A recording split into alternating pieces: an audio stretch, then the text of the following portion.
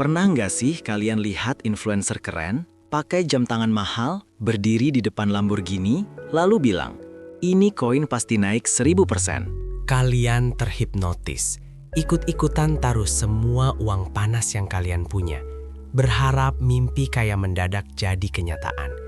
Tapi akhirnya, kalian tekan tombol jual, dan koin itu sudah nol. Dompet kering, hati sakit, dan rasa percaya langsung hilang.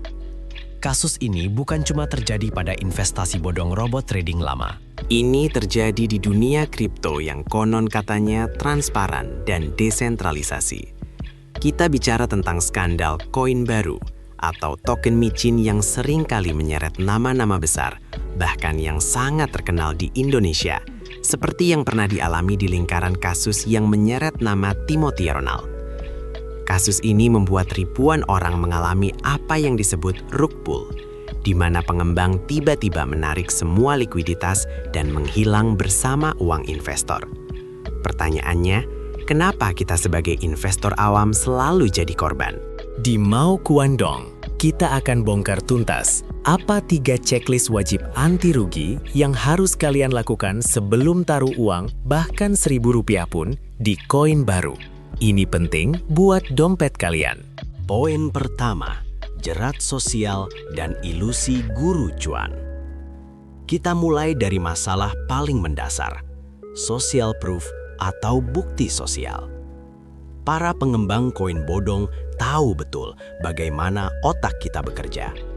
Kita tidak percaya pada white paper yang rumit, tapi kita percaya pada orang yang kita lihat sukses. Ini adalah ilusi kekayaan. Mereka memamerkan portofolio, mobil mewah, dan gaya hidup jet set. Semua itu adalah marketing yang dirancang untuk memicu satu emosi. FOMO, fear of missing out.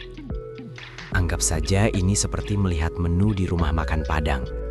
Kalian hanya disajikan hidangan-hidangan sukses seperti rendang dan ayam pop.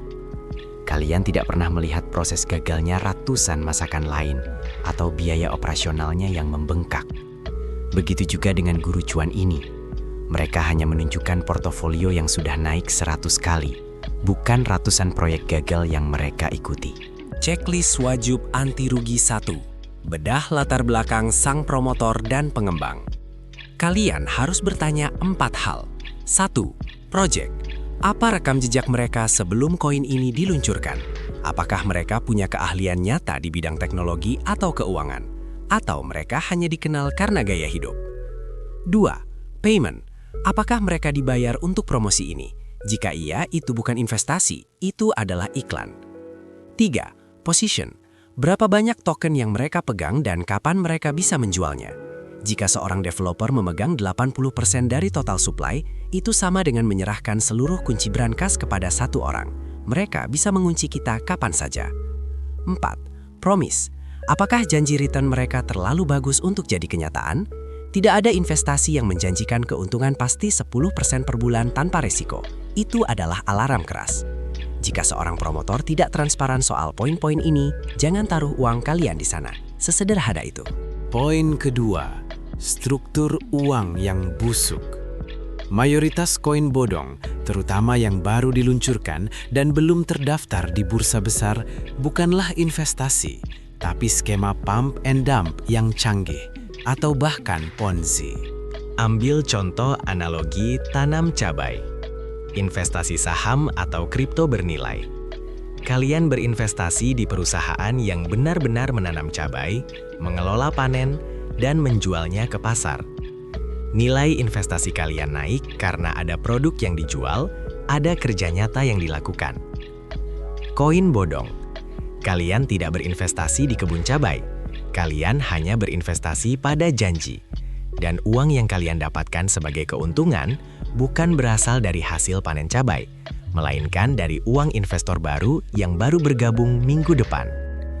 Ini seperti estafet lilin, di mana api harus terus dialirkan ke orang baru agar nyala tetap ada. Begitu tidak ada lagi orang baru, api mati dan uang kita semua hilang. Checklist wajib anti rugi 2. Uji kelayakan token dan white paper. Periksa 2 dokumen krusial ini. white paper, dan vesting schedule. 1. Utility. Apa kegunaan koin ini di dunia nyata? 2. Supply distribution. Lihat vesting schedule. Ini adalah jadwal kapan pemegang token awal, para pengembang, penasehat, dan investor besar diizinkan menjual token mereka. Carilah proyek yang punya jadwal lock-up yang ketat untuk tim pengembang, menunjukkan mereka berkomitmen jangka panjang. Jika white paper hanya berisi janji-janji muluk, tanpa detail teknis yang jelas, itu adalah kertas putih yang isinya kosong. Poin ketiga, perlindungan hukum dan liquidity. Banyak orang berpikir karena kripto adalah teknologi, maka tidak ada aturan. Ini fatal. Di Indonesia, aset kripto diatur oleh negara. Inilah sabuk pengaman kita. Checklist wajib anti rugi 3. Cek legalitas dan kedalaman likuiditas. Ini adalah langkah paling membosankan, tapi paling menyelamatkan dompet kalian. 1. Legalitas koin. Di Indonesia, aset kripto yang legal diperdagangkan wajib terdaftar dan diawasi oleh Badan Pengawas Perdagangan Berjangka Komoditi atau BAPEPTI. Cek selalu di daftar aset kripto yang diakui BAPEPTI. Jika koin yang kalian minati tidak ada di daftar ini, itu berarti aset itu tidak mendapat perlindungan hukum resmi di Indonesia. Jika terjadi penipuan, kalian tidak punya tempat mengadu secara legal. Jangan pernah mengabaikan cap resmi ini. Liquidity depth. Di mana koin itu diperdagangkan? Jika hanya ada di decentralized exchange atau DEX kecil dengan volume perdagangan harian yang rendah, itu adalah resiko besar. Koin yang sehat diperdagangkan di bursa-bursa besar dengan volume miliaran rupiah setiap hari. Volume tinggi berarti ada banyak pembeli dan penjual aktif. Dengan volume yang dalam, kalian bisa menjual aset dalam jumlah besar tanpa membuat harganya langsung anjlok. Cek market cap dan daily volume. Angka volume yang kecil adalah bendera merah yang paling jelas. Kasus skandal koin baru yang menyeret nama besar hanyalah pengingat pahit. Di dunia investasi, tidak ada jalan pintas untuk kaya. Return tinggi selalu diiringi risk yang tinggi. Pelajaran dari kisah ini adalah due diligence atau uji tuntas bukanlah tugas para ahli keuangan, melainkan tanggung jawab kita masing-masing. Jangan hanya percaya pada influencer, percaya pada data, percaya pada legalitas, dan percaya pada akal sehat. Jika kalian ingin tahu lebih banyak tentang cara membaca white paper secara mendalam dan bagaimana mendeteksi rug pull sebelum terjadi, pastikan kalian sudah subscribe ke channel Mau Cuan Dong dan nyalakan notifikasi. Karena di sini, kita tidak hanya mencari cuan, tapi juga membangun pertahanan yang kokoh untuk dompet kalian. Sampai jumpa di episode berikutnya.